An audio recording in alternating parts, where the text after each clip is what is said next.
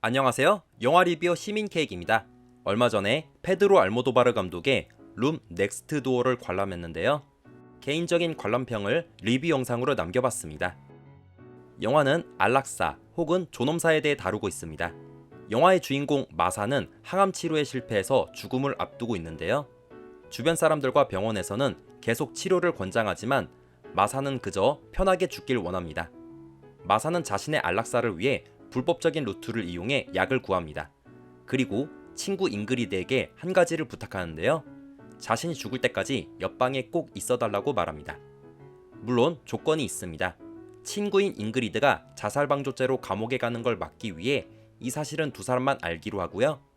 그리고 마사는 잉그리드와 어느 호텔에서 한 달 동안 쉴 예정인데 마사는 잉그리드에게 자신이 언제 약을 먹고 죽을지에 대해서는 구체적으로 알려주지 않기로 합니다.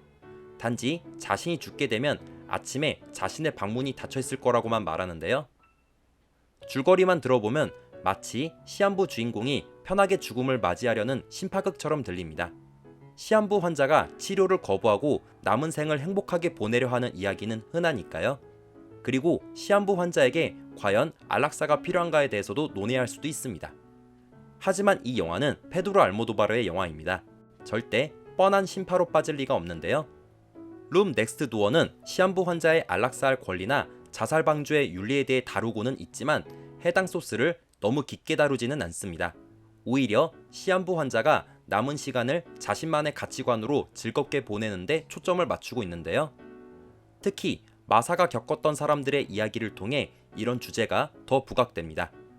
언제 죽을지 모르는 이라크 전쟁에서 가톨릭 신전을 지키는 남자가 동성애를 즐긴다든지, 자신이 임신했음에도 남자친구가 베트남전의 PTSD를 극복하게 하기 위해 떠나보내준다든지, 자신이 죽을지도 모르지만 누군가를 구하기 위해 불타는 집으로 달려드는 모습까지 각자 자신의 가치관이나 행복을 위해 삶과 죽음을 선택하는 모습에 집중합니다.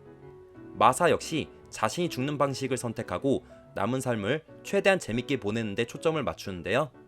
영화를 다 보고 나면 안락사나 자살 방조의 윤리에 대해 고민할 수는 있지만 적어도 마사의 결정에 불만을 가지지는 않을 것 같습니다. 마사는 자기 나름대로 편하게 죽으면서 친구인 잉그리드가 법적인 책임을 물지 않도록 노력하니까요. 보고 나면 담백하면서도 깊은 여운이 느껴지는 영화입니다. 이 영화가 다른 시한부 주인공을 다루는 영화와 다른 점은 심파로 빠질 수 있는 수단들을 철저히 배척하기 때문입니다. 극 중에서 마사는 딸과 사이가 나쁘지만 암에 걸렸다는 이유로 딸과 바로 화해하지는 않습니다. 일반적인 심파극이었다면 모녀가 함께 울면서 남은 시간을 같이 보내겠지만 이 영화는 그렇게 하지 않습니다. 그리고 옛날 애인에게 전화해서 추억을 회상하거나 신세를 한탄한 장면도 나오지 않습니다. 사회를 향해 안락사를 허락해달라고 호소하지도 않고 사회 전체가 자살 방조를 했다며 손가락질하지도 않습니다. 극 중에 등장하는 경찰 역시 공무원이자 가톨릭 신앙심을 가진 사람으로서 자신의 할 일을 하거나 자신의 의견을 피력만 할 뿐 사회 전체를 대변하는 캐릭터는 아닙니다. 페러렐 마더스나 페인 앤 글로리처럼 페드로 알모도바르 감독은 자신이 하고 싶은 이야기만 담백하게 보여줍니다. 불필요한 격가지나 서브플롯, 특별 출연자 없이도 자기가 하고 싶은 이야기를 묵직하게 전달하는데요. 물론 관객에게 어떠한 가치관이 옳다고 강요하지는 않으며 생각할 여지를 주기도 합니다. 영화관을 나서는 관객들이 안락사를 찬성할지 반대할지, 혹은 자살 방조를 비난할지 옹호할지 어느 쪽을 선택할지는 잘 모르겠습니다. 하지만 분명한 건 자신이 비슷한 상황이라면 마사처럼 최후를 맞이하고 싶어질 거란 겁니다. 개인적으로 룸 넥스트 도어는 알모도바르 감독 영화 중에서 상위권에 속한다고 생각합니다.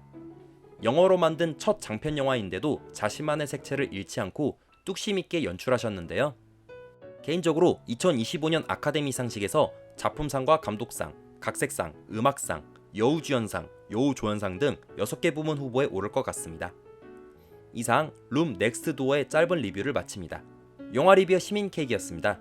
영상을 시청해주셔서 감사합니다. 구독과 좋아요 부탁드립니다.